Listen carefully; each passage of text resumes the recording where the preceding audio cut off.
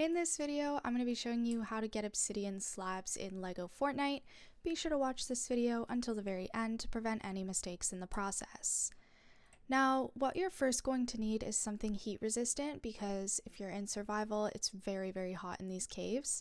These caves are pretty easy to find. They are just kind of gray rocks. And you're going to need a level 3 pick.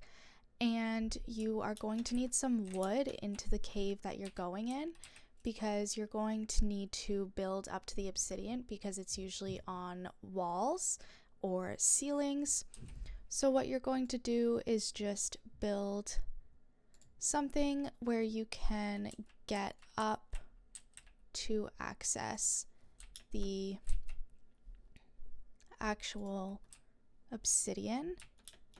So I'm just going to start the build just so that we can be able